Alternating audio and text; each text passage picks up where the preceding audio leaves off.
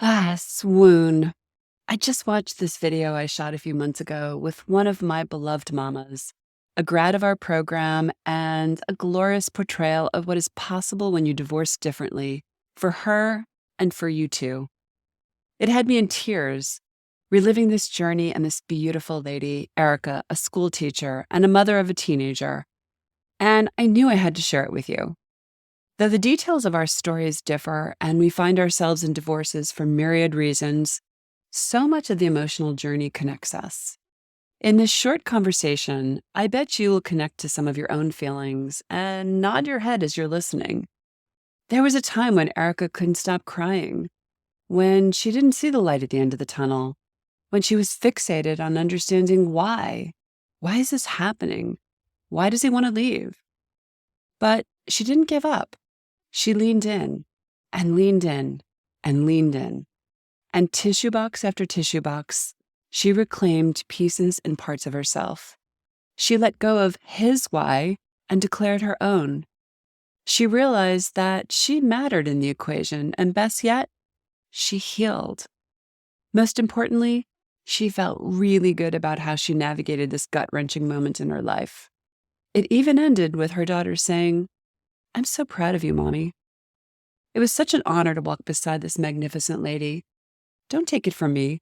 Listen to her say it in her own words. She agreed to do this for you. The purpose of this series of interviews isn't for revenge or to share salacious personal details. It's about holding hands and healing one mama at a time. Remember, when one woman heals a part of herself, its ripples are felt far and wide. Will you be next? Hi there, mamas. Welcome to the Intuitive Divorce Podcast. I'm Kristen Noel, certified divorce coach and creator of the Best Self Intuitive Divorce, a game-changing program that transforms the experience and outcomes of divorce, one mother at a time. I call it Divorcing Differently. I'm here each week bringing you a quick message to support, inspire, and empower you to achieve the outcomes you want for yourself and your kids. So let's dive into today's episode. So I am so excited to sit down with this lady today and to celebrate her incredible journey. This is Erika. She is a school teacher, as you may be able to see by the background, where we conducted many of our initial sessions after school, where she was completely heartbroken and distraught. And really, there were times that where I just wondered to myself, is she ever going to stop crying? And I really wanted to reach in there. We were just joking before we started this interview and pressed record that she always had like a massive box of tissues just to get her through the session. She really had to deal with a lot of difficult situations and circumstances, like cohabitating, which complicated the process and the pain. And I also remember, Erika, that, you were really initially stuck on the why. Why is he doing this? How could he do this to me? Why is he doing this to us? And it was just a lot to untangle and a lot to unravel. And yet you showed up week after week after week, tissue box after tissue box after tissue box. And I'm just so happy to celebrate you today, knowing where you are on the other side of your divorce.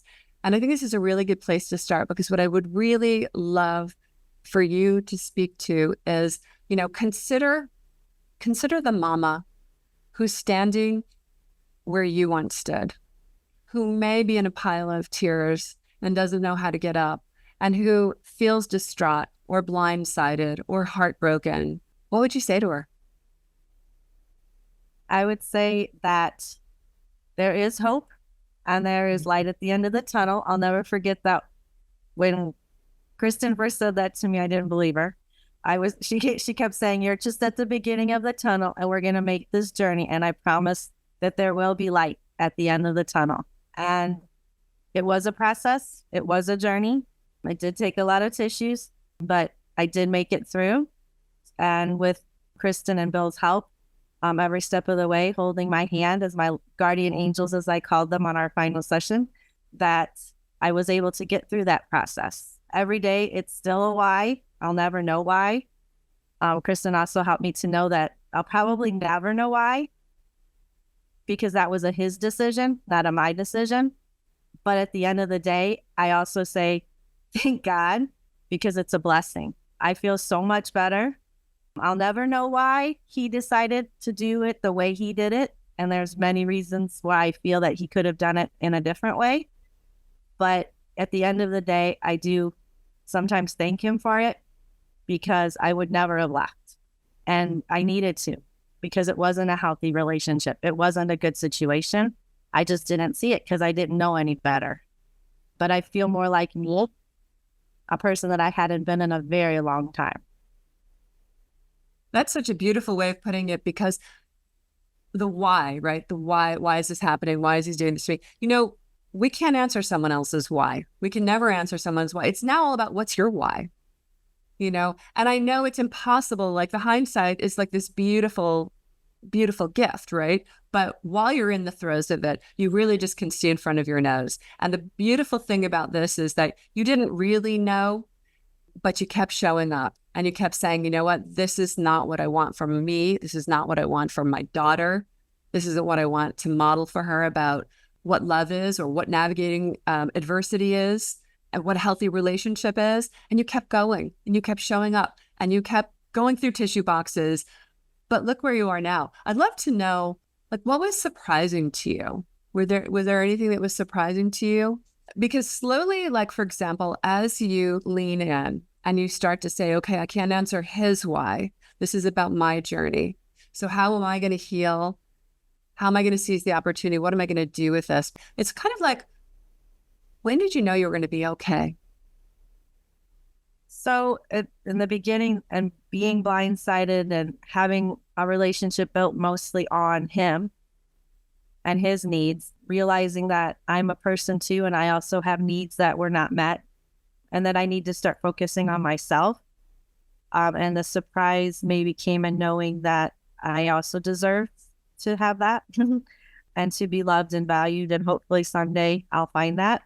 But until then, I have myself, and I have to count on myself. And I think that when I finally realized that I can do this, I'm really the only person I can count on. I have always been the only person I can count on. I don't know if I really was surprised, because I've always kind of been the person who faced a problem, tried to solve the problem. And so the surprise, I think, for him came that Yeah, that's exactly it. he couldn't keep me in that. So Right. him saying nothing needs to change, like, I'll never forget those words. Nothing needs to change. I just don't love you anymore, and I don't want you, but nothing needs to change. I'm like, well, for him, it wasn't a change, because he had already left. Right. I didn't know that at the time, but he had already left. I was still in it. So for me, everything was changing. So that in that, there was a surprise. What surprised him, though, was that I wasn't going to stay. There was no way I was staying in that. Mm-hmm. And that I needed those words, that release, to say, well, I don't want you to leave. I just don't want you. Well, what does that mean? I'm there to take care of you? No, you're not taking care of me. I'm not taking care of you. And then I decided that now I have to figure out how I'm going to get out of this the best way that I can. And then I started making phone calls. First, I spoke with a lawyer so that I knew what the process was in the state. And then after that, I had to figure out, as far as finances, what I'm entitled to. And then I had to figure out my emotional state and trying to get myself in a place where I wasn't so sad and depressed all the time, and regular counseling wasn't working for me. And then I stumbled upon Bill and Kristen, and yay, and they helped me to stop crying so much. But at least I didn't cry during the day. I only cried in front of them. And I was able to hold myself together to the point where I never cried during the day, never in front of the students. Nobody knew, basically, in this whole school except for 2 people, what I was going through. And then at the end of the day was my release and in front of my daughter as well, no crying.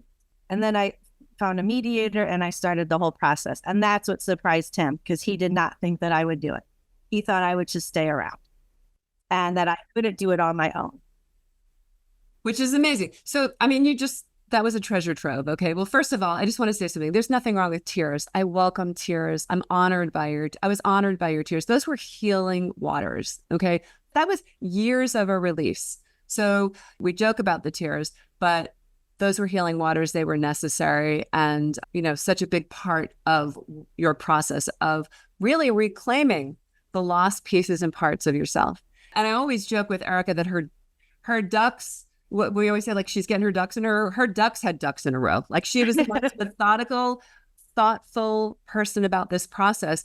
But what she also quickly realized and allowed herself to reach out and say, I need to be supported in this, is that there's a lot that transpires between, the appointments with your lawyer or with your financial planners. There's a lot of conversations that have to happen with your kids, with yourself, with your soon-to-be ex. There's a lot of nurturing and support that needs to be there that really changes the trajectory of how you can face things and how you can deal with things.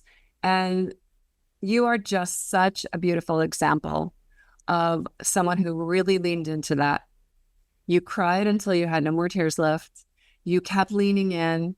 You kept trying to find a better way. You really wanted to be grounded and heart-centered, just to be you.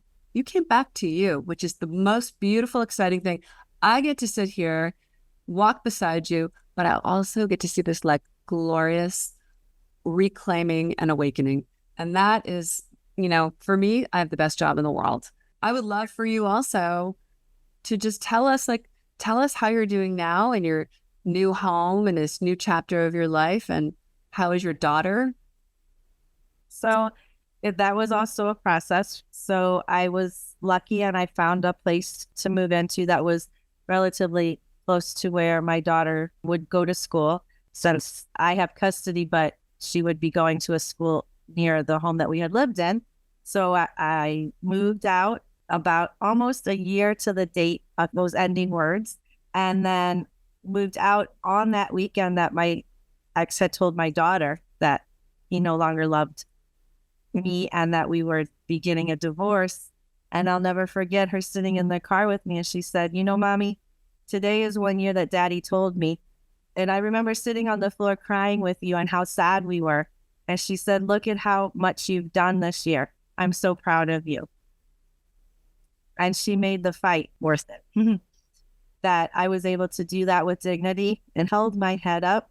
Yeah. And that was my motivation through the whole thing. Because if I'm allowed to say the word hell, I pretty much lived it, because he was definitely verbally and emotionally abusive through that whole process, and even a little bit after. But I tried to hold my head up high and not succumb to what he was doing or retaliate in any sort of way, and show her that a woman can be strong even when a man is trying to put her down, and find my own way. And every day I try to show her that we're going to be okay. Yeah, well, you certainly did. I mean, you faced a lot of things. And I also say, going through divorce with children is so hard. But at the same time, it's this beautiful gift in disguise, because it really sort of forces us to rise and to become the mothers we want to be and to become the women we want to be, because we know they're right there witnessing it all. We can't control the other side of the equation, but we can control how we're going to get them through it. And you are such a beautiful example of how you got your daughter through, how you also, I would love to say, gave her the space to come to her own conclusions and to also love her father, which is a very important gift. I never said anything bad about him. Anything that she was witnessing or experiencing on her own, we would talk through. I was mostly grateful that the room was dark at night when she was talking to me, so she didn't see my facial expressions. But I was just there to listen to her and just say if I felt something was not right or how that was maybe inappropriate, but I would never belittle him or say anything mean about him, unlike what he was saying about me, and helping her to put things into perspective. So I tried to be respectful as a parent and as a mother. And it was a very difficult period for her as well. But after we moved out and I no longer had to hide in my bedroom and I was able to be free again, and live my own life, I've also seen her blossom. Mhm. So it's nice to see that it was a hard process for her in the beginning of the year with the whole transition. Although she seemed very happy moving into my place, and that was never a problem. Now at the end of the school year, there was a chance for her to do a musical at our school, and she had what's considered probably a lead role, and she had to sing three solos. And my daughter's always been a singer and a performer, and she had not done that for a very long time. And she sang the three solos with her head held high, proud of herself, even though she's a middle schooler. Nobody else really wanted to perform. She did. And so many people congratulated her and me and said she stole the show. And I could tell that she was beaming with pride. And of course, Mama Pride was also showing. And I told her, I said, I'm so proud of you, but I'm also happy to see that both literally and metaphorically, my dear, you have found your voice again. Oh my God. Wow. It was such a wonderful moment to see her shine again. And that is testament to how you got through this process. It's testament to the steps that you took and the protections you put around her and how you loved her and nurtured her and supported her and knew that you couldn't deal with that later on. That wasn't like, I'll deal with that later. Sometimes mothers are like, I got to deal with the self-care later. I got to deal with this later. Our kids are right here witnessing it all. And this is testament to what you did. And I know it wasn't easy. And she's pretty remarkable, but she's remarkable because she has a remarkable mother. And I'm so super, super proud of you. And I know that just even sharing this tidbit of your story and this journey of, this arc that you have made really will reach forward to another woman who's suffering. And she may be able to say, like, if she can do it, I can do it too. It's possible. That's the real reason we want to share our stories. It's not about bad mouthing the exes. We're happy they're out of the picture, but it's really about what's possible. And these aren't fluffy buzzwords about opportunity. But you know what? A woman coming home to herself and reclaiming the lost pieces and parts of herself in front of her kid and moving on into new chapters. I mean, that's real. It's real.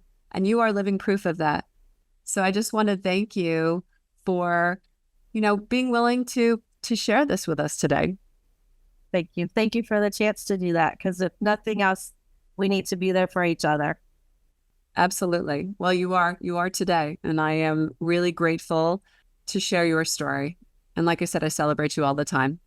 Thank you. Thank you for this opportunity. And if I can just help one other person, then my pain was worth it.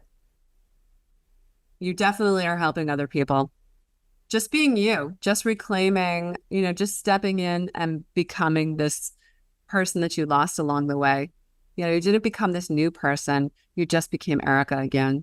And Erika is a beautiful place to be. Thank you. I appreciate that.